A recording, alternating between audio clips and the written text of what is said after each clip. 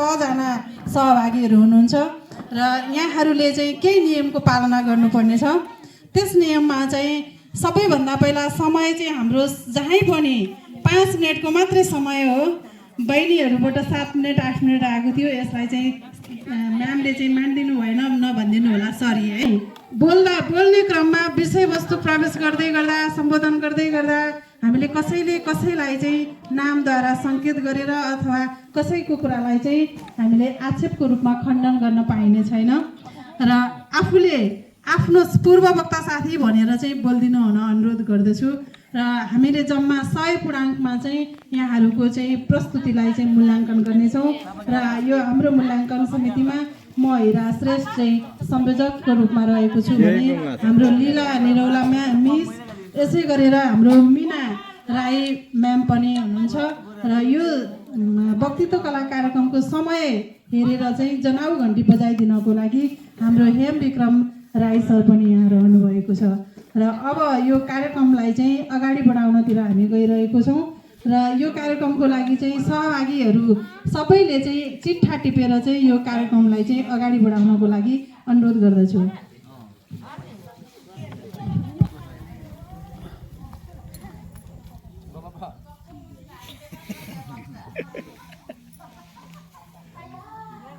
जिसका कोई क्या हो भाई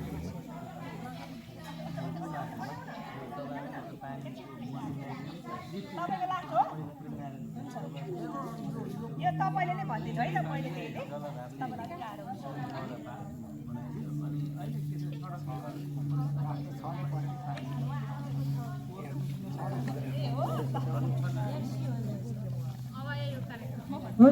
हुन्छ, सबैजनाले चिठा टिपेर गइसक्नु भएको छ। आफ्नो कति नम्बर हो भन्ने पनि ख्याल गरेर बस्नु होला।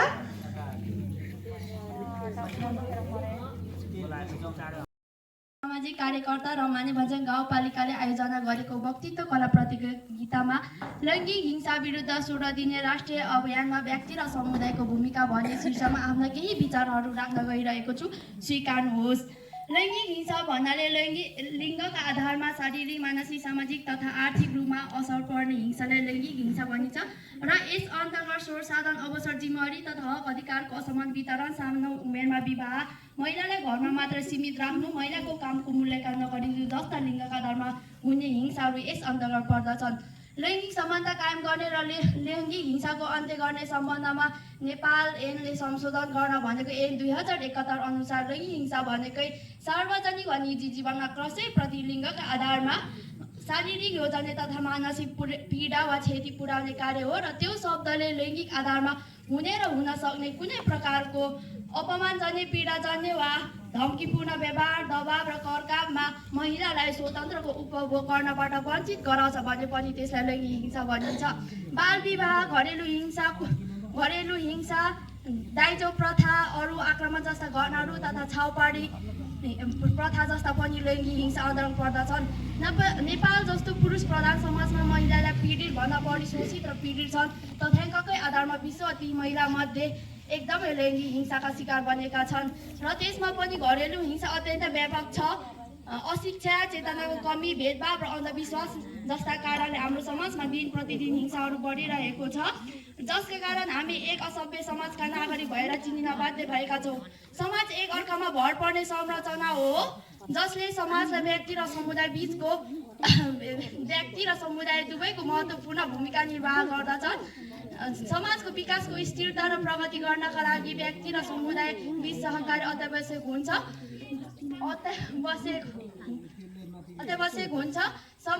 व्यक्ति समाजका आधारभूत एकाइ हो भने समाज समुदाय व्यक्तिहरूको सङ्गठित रूप हो। यी दुवै तत्त्व एक अर्काका पूरक हुन् जसले समाजलाई सुदृढ, समुन्नत र सभ्य बनाउँछन्। व्यक्ति समाजको पहिलो निर्माणको आधार हो। व्यक्तिको सोच, व्यवहार, नैतिकता र जिम्मेवारीले समुदायको गुणस्तर निर्धारण गर्दछ।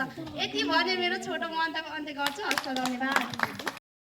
अतिथिगण, निष्पक्ष निर्णायक मण्डलज्यू, महिला स्वयंसेविकाज्यू, स्वास्थ्य कर्मीज्यू, शिक्षक वर्ग, निधारमा विजयको टिका र गलामा विजयको हार पहिरेर आतुर मेरा प्रतिस्पर्धी मित्र र मलाई ताली बजाएर हौसला प्रदान गर्नुहुने यहाँ उपस्थित सम्पूर्णमा सर्वप्रथम त म श्री कालिका माध्यमिक विद्यालयको कक्षा 10 मा अध्ययनरत छात्रा जनता जोशीको तर्फबाट अभिवादन टक्राउन चाहन्छु। स्वीकार्नुहोस्। नमस्कार।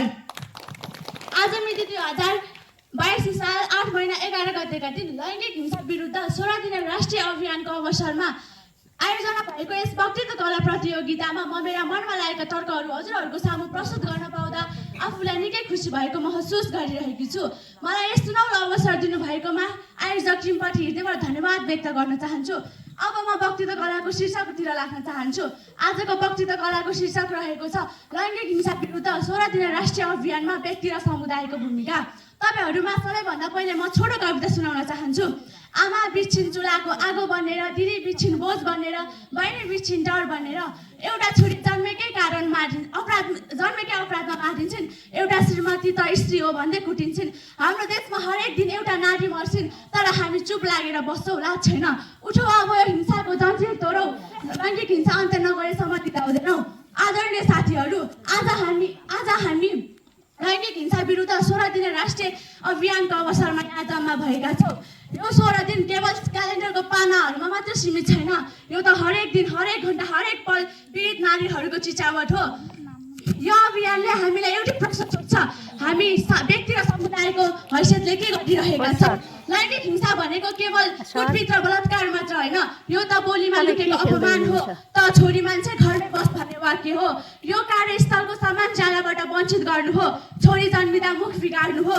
जबरजस्तीकरणको मुद्दा मिलाउन लाखौँ खर्च गर्नु हो। हाम्रो नेपालमा, हाम्रो देशमा हरेक दिन 12वटा जबरजस्तीकरणको मुद्दा दर्ता हुन्छ, तर 90% त उजुरीसम्म पुग्दैन। किनभने हाम्रो समाजले पीडकलाई दोष दिन्छ, पीडकलाई होइन पीडितलाई दोष दिन्छ। किन राति हिँडेकी थिइस्, किन छोटो लुगा लगाएकी थिइस् भन्ने सोच्ने लैङ्गिक हिंसाको मूल जरा हो। अब प्रश्न उठ्छ, यो हिंसा रोक्ने प्रमुख जिम्मेवारी कसको हो त? प्रहरीको मात्र, सरकारको मात्र, कि सर्वोच्च अदालतहरूको मात्र? होइन, सर्वप्रथम त यो जिम्मेवारी हाम्रै हो, हरेक नागरिकको हो। एउटा छोरा जब आफ्नै आमालाई तिमी घरको काम मात्र गर्नु भन्छ, यहीबाट लैङ्गिक हिंसा सुरु हुन्छ। एउटा बुबा जब छोरालाई केटाहरू रुन्छन् र भन्छन्, त्यहीबाट विषाक्त पृष्ठको बिउ रोपिन्छ। त्यसैले पहिलो भूमिका आफैबाट सुरु हुन्छ। आफ्नो बोली सुधारौ, घरमा छोरा र छोरीलाई समाहान व्यवहार गरौँ। साथीभाइले कोही महिलालाई जिस्काउँदैछन् भने चुप नबसौँ, यो गलत हो भन्न सिकौँ। दोस्रो, समुदायको भूमिका। गाउँमा एउटी महिलालाई उसको श्रीमानले कुटिरहेको छ भने छिमेकीले घरको कुरा घरमै सल्टाउन भनी जब ढोका बन्द गर्छ, हो यो चुप्पिने अपराधीको हौसला हो। समुदायमा हामीले शून्य सहनशीलताको वातावरण सिर्जना गर्नुपर्छ। टोलमा लैङ्गिक हिंसा विरुद्ध समूह बनाउनुपर्छ। स्कुल कलेजमा सम्मानजन्य शिक्षालाई पाठ्यक्रममा समावेश गर्नुपर्छ। लैङ्गिक हिंसा विरुद्ध उभिएको मानिसलाई हामीले साथ दिनुपर्छ, बहिष्कार होइन। मलाई सम्झना छ, काठमाडौँको एउटा बस्तीमा 16 वर्षको किशोरीको बलात्कारपछि हत्या भएको थियो। जब परिवारले न्याय माग्यो, लैङ्गिक हिंसामाथि अब सबैले आवाज उठाउनुपर्छ। लैङ्गिक हिंसामाथि अब सबैले आवाज उठाउनुपर्छ। धन्यवाद कार्यक्रम सञ्चालकज्यू, आदरणीय यस कार्यक्रमका सभाध्यक्षज्यू, प्रमुख अतिथि, विशिष्ट अतिथि र यहाँ उपस्थित हुनुभएका महानुभावहरू र उपस्थित स्वास्थ्य कर्मीज्यूहरू, निष्पक्ष निर्णायक मण्डल र प्रतिस्पर्धी र अप्रतिस्पर्धी मित्रहरू सम्पूर्णमा म रीतिका राईको तर्फबाट स्वीकार्नुहोस्। न्यानो नमस्कार। आज म लैङ्गिक हिंसा विरुद्ध 16 दिने अभियानमा व्यक्ति र समाजको भूमिका भन्ने शीर्षकमा आफ्नो धारणा प्रस्तुत गर्दछु। यस विषयलाई बुझ्न सबैभन्दा पहिला त हामीले स्वीकार्नै पर्छ कि लैङ्गिक हिंसा कुनै एक घर, एक समाज वा एक लिङ्गको मात्र समस्या होइन, यो त मानव जातिको सामूहिक पीडा हो। 25 नोभेम्बरदेखि 10 डिसेम्बरसम्म मनाइने यो 16 दिने अभियानले हामीलाई सम्झाउँछ कि हिंसाको मौनता तोड्न, पीडितलाई आवाज दिन र समुदायमा प्रश्न गर्ने हिम्मत गर्छ। लैङ्गिक हिंसा विरुद्ध 16 दिने अभियानले हामीलाई बारम्बार सम्झाउँछ कि संसारमा कतै न कतै एक नारी डरले निदाउन नसकेर रोइरहेकी छ र एक आमाको मन पीडाले भरिरहेको छ र युवा महिला आफ्नो सपना ओझेल पारिरहेको छ, तर समाजले अझै पनि मौनता ओढिरहेको छ। छोरीलाई कर्मठ र छोरालाई धनी बनाउने सोच होइन, दुवैलाई समान अवसर र सुरक्षित वातावरण बनाउने दृष्टिकोण विकसित गर्नुपर्दछ। हिंसा केवल चोट होइन, यो त एउटा आत्मा चिरिएको पीडा हो, जसको आवाज कहिले कहिले शब्दहरूले होइन, आँसुहरूले बोल्छ।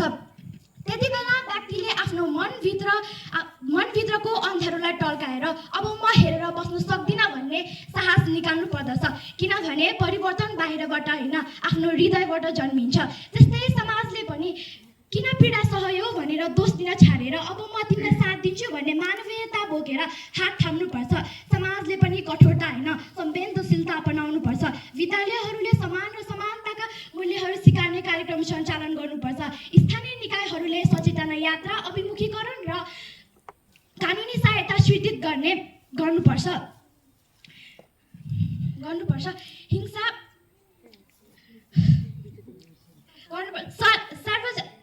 सार्वजनिक स्थानीय क्षेत्र र डिजिटल प्लेटफर्मसँगै सुरक्षित र समावेशी र सम्मानजनक वातावरण निर्माण गर्ने जिम्मा पनि समाजकै काँधमा छ। हामीले बुझ्नुपर्छ सम्मान कसैलाई दिने उपहार होइन, यो त जन्मसिद्ध अधिकार हो। 16 दिने अभियान केवल क्यालेन्डरको 16 पाना मात्र होइन, यो त परिवर्तन ल्याउने प्रतिबद्धताको जीव हो, जसले जोगाउन व्यक्ति र समाज दुवैले मन, बोलाइ र व्यवहारलाई समानताको मूल्यमा रङ्ग्याउनु पर्छ। जब व्यक्तिले चेतनाको हिंसा विरुद्ध उभिन्छ तब सामाजिक संरचना, न्याय, समान र समानतालाई प्राथमिकताको शीर्षकमा राख्छ, तब लैङ्गिक हिंसा मुक्त समाजको सपना वास्तवमा परिणत हुन्छ। अन्त्यमा म भन्न चाहन्छु, लैङ्गिक हिंसा अन्त्य गर्नु सरकारको एक्लो काम होइन, यो प्रहरी, अदालत वा कानुनको मात्र दायित्व पनि होइन, यो त हाम्रो हरेक व्यक्ति, हरेक समुदाय र हरेक पुस्ताको जिम्मेवारी हो। जब व्यक्तिले बोल्छ र समाजले हृदय खोल्छ तब हिंसा अँध्यारो भई ओझेलिन्छ र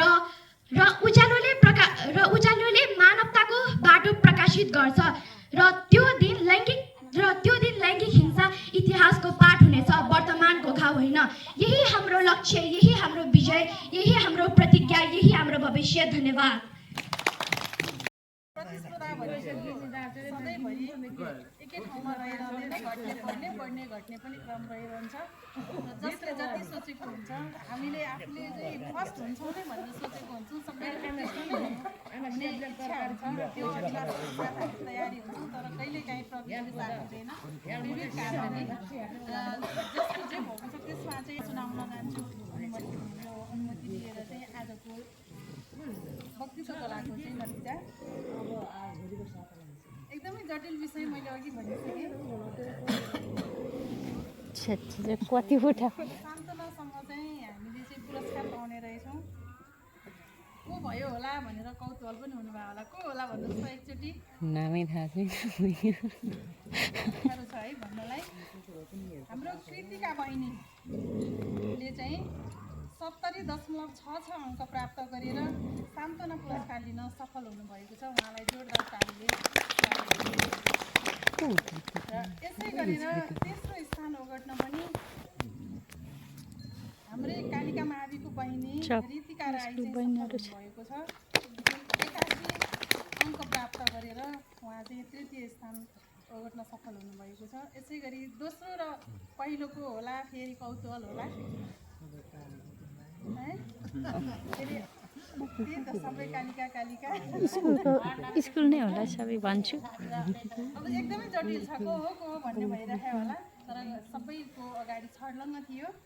दोस्रो स्थान ओगट्न सफल हुनुभएको छ पवित्रा राई, जुन 82.66 अङ्क प्राप्त गरेर दोस्रो स्थान हुनुभएको छ। र पहिलो त अब हामीलाई प्रत्यक्ष थाहा नै भइसक्यो, तैपनि अझै 3 जना हुनुहुन्छ को भन्ने भयो होला है। जोनिता जोशी बहिनी चाहिँ 83.33 अङ्क प्राप्त गरेर प्रथम हुन सफल हुनुभएको छ।